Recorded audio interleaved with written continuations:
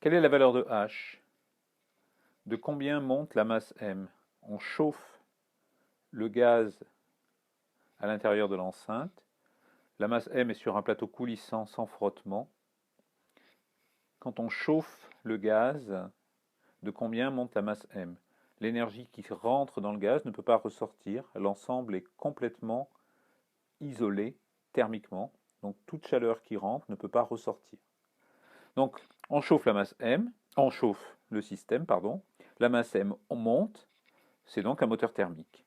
La question donc qui nous occupe ici, c'est combien vaut H? Alors à la fin d'une longue histoire, dans laquelle nous venons de rentrer, pleine de rencontres thermodynamiques, on oubliera presque la question. Donc donnons-nous la réponse tout de suite. La valeur de H, c'est la constante des gaz parfaits, multipliée par la quantité totale de chaleur qui est mise dans le gaz parfait, qui est rentrée dans le gaz, dans le système thermodynamique qui est le gaz, divisé par la pression interne au gaz, divisé par la surface du piston, et divisé par cette nouvelle quantité qui s'appelle la chaleur spécifique à pression constante, que l'on appelle Cp. Voilà l'expression de H, et c'est ce après quoi nous courons, mais qui va nous obliger à faire beaucoup de détours.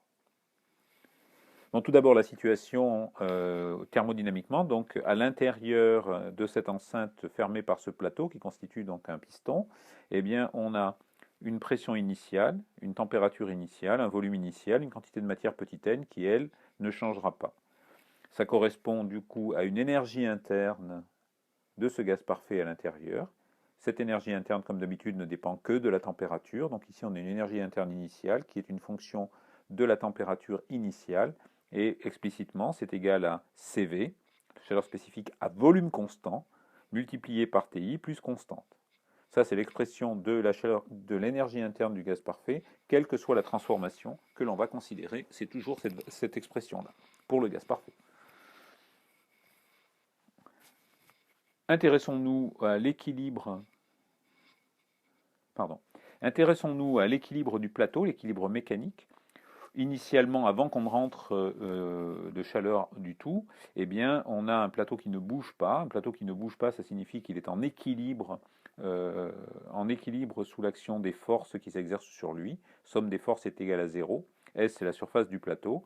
On a trois forces qui s'exercent sur ce plateau. On a donc à l'intérieur la pression du gaz, liée à la pression PI, qui est une force qui est dirigée donc vers le haut, qui tend à faire monter le plateau vers le haut.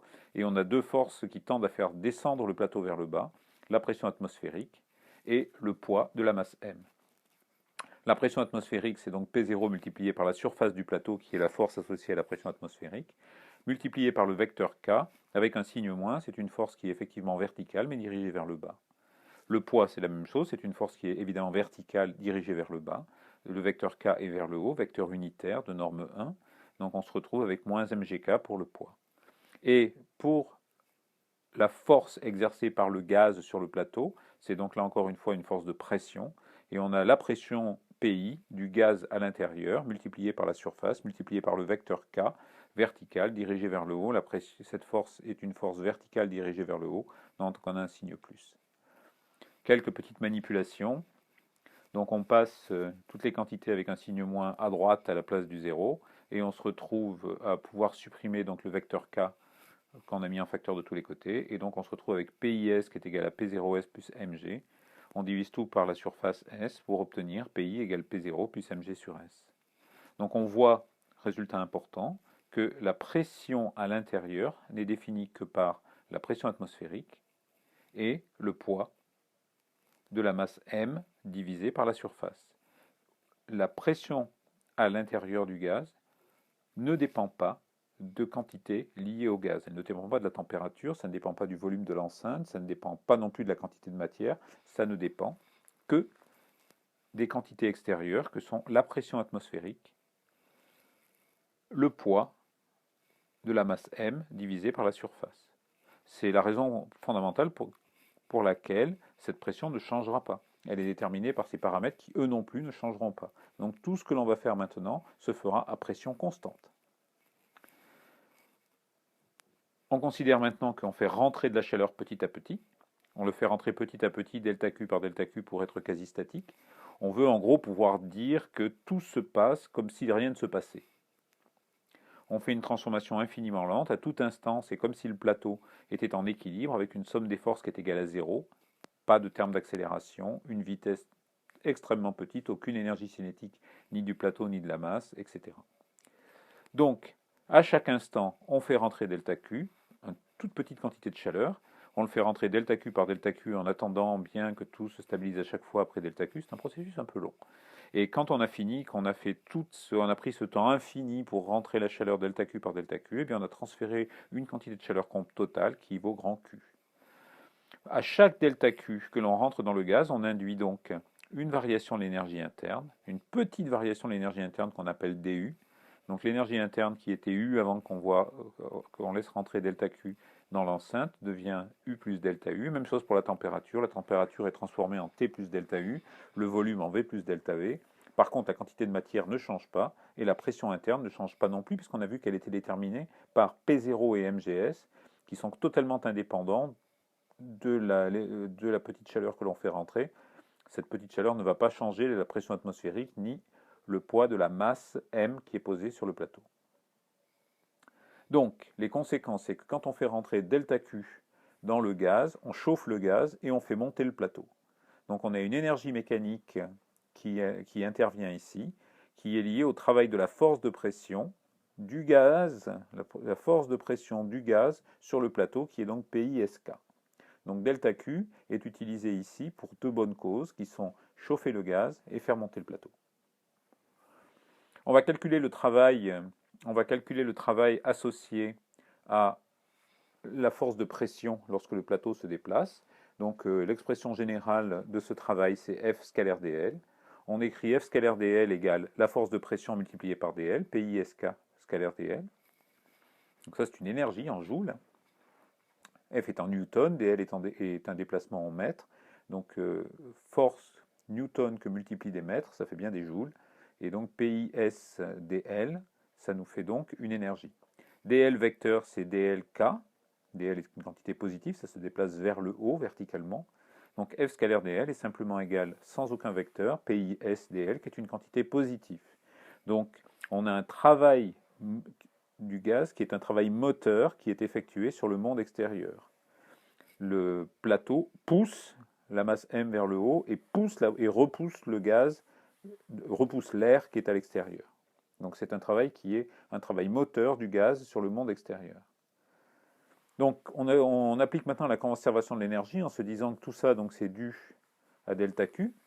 Et donc delta Q, qui est aussi des joules, c'est une énergie, c'est la chaleur qui rentre dans le gaz, et bien ça contribue à une augmentation de l'énergie interne du gaz, dU, et à un travail du gaz sur le monde extérieur, à une quantité d'énergie qui est PIdV, qui est positive. Delta Q est une quantité positive, on va voir que dU est une quantité positive, et PIdV est une quantité positive. Et on a SdL qui est égal à dV, bien entendu. La surface du plateau multipliée par le déplacement du plateau, c'est égal à la variation de volume du gaz. Donc, un petit récapitulatif. Si nous étions à volume constant, on écrirait que delta Q est égal à DUV. Mais on est à pression constante, et donc delta Q est égal à DUP plus PDV. Dans les deux cas, la valeur de delta Q est la même, quand on travaille à volume constant ou quand on travaille à pression constante. Et donc, ce que l'on voit tout de suite, puisque PDV est une quantité positive, le dV est une quantité positive, on augmente le volume. Donc, on a dans la transformation pour un même delta Q à volume constant, donc on rentre à volume constant delta Q dans le gaz, on a une variation DUV de l'énergie interne qui est positive et qui est plus grande que DUP, qui est aussi une quantité positive dans les deux cas.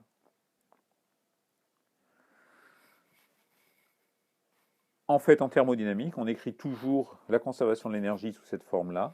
À gauche, on met le système avec ses variables d'état et ses fonctions d'état, DU égale, et à droite, on met les flux d'énergie entre le monde extérieur et le système. Il y a deux sortes de flux d'énergie. On peut avoir de la chaleur ou du travail mécanique. Donc delta Q moins PDV, et ici on va l'appeler ce moins PDV pour cette transformation infiniment lente, quasi statique, dite suite d'états d'équilibre. Eh bien, on va avoir delta W qui est égal à moins PDV par définition et DU qui est égal à delta Q plus delta W. Donc delta W est égal à moins PDV ici parce que l'on a affaire à une transformation infiniment lente, quasi statique, ça ne se déplace pratiquement pas. On dit aussi qu'elle est réversible, c'est-à dire que c'est une suite d'états d'équilibre. Si vous rentrez delta Q, vous augmentez le volume de dV. Si vous enlevez delta Q, eh bien vous diminuez le volume de moins dV. Vous pouvez le faire dans un sens ou dans l'autre à tout instant si vous décidez d'inverser le flux de chaleur et au lieu d'avoir un flux de chaleur entrant, vous faites un flux de chaleur sortant.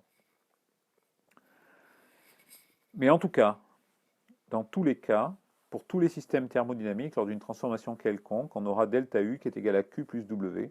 Donc la variation d'énergie interne du système thermodynamique, qui peut être un gaz parfait ou complètement autre chose, ça peut être de l'eau, une barre de fer, ce que vous voulez.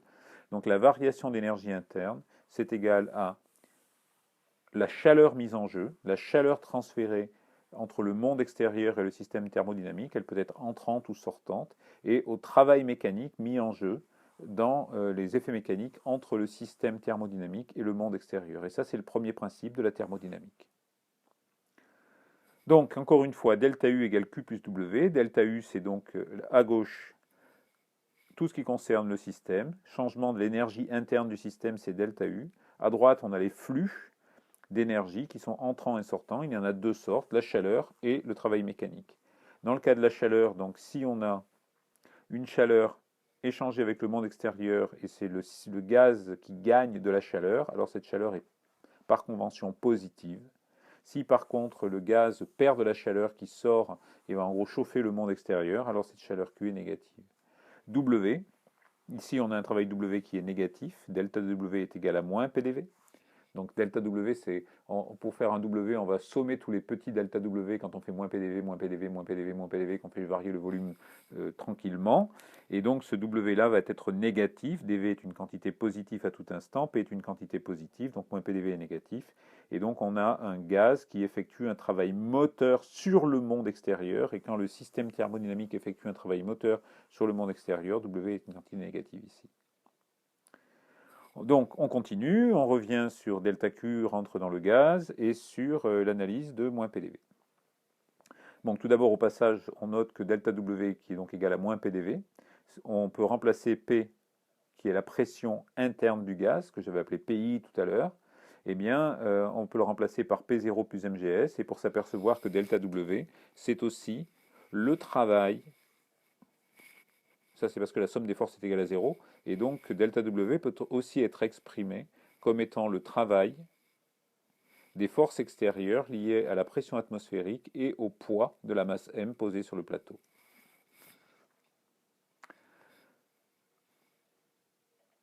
Encore un retour sur les définitions. Donc, si on est en train de faire maintenant non plus une dilatation mais une compression, dV est négatif. Si dV est négatif, moins PDV est une quantité positive, delta W est positif, alors le monde effectue un travail moteur sur le gaz. On peut considérer une transformation adiabatique. Imaginons une transformation adiabatique, donc le monde effectue un travail moteur sur le gaz, aucune chaleur n'est mise en jeu, tous les systèmes sont parfaitement isolés, aucune chaleur ne rentre, aucune chaleur ne sort. On a dit DU égale delta W plus delta Q. Delta Q ici est égal à 0 par construction, et donc on se retrouve avec une variation d'énergie interne qui est positive dans ce cas-là si delta W est positif. On peut faire la même chose avec un delta W négatif, donc dans ce cas-là, le gaz effectue un travail moteur sur le monde extérieur, le gaz est en train de pousser le plateau vers le haut, donc il pousse le plateau vers le haut, il repousse l'air à la pression atmosphérique P0, et ce faisant, on a donc moins PDV qui est négatif, puisque dV est positif. Delta W est une quantité négative, le gaz effectue un travail moteur sur le monde extérieur. Reprenons notre exemple.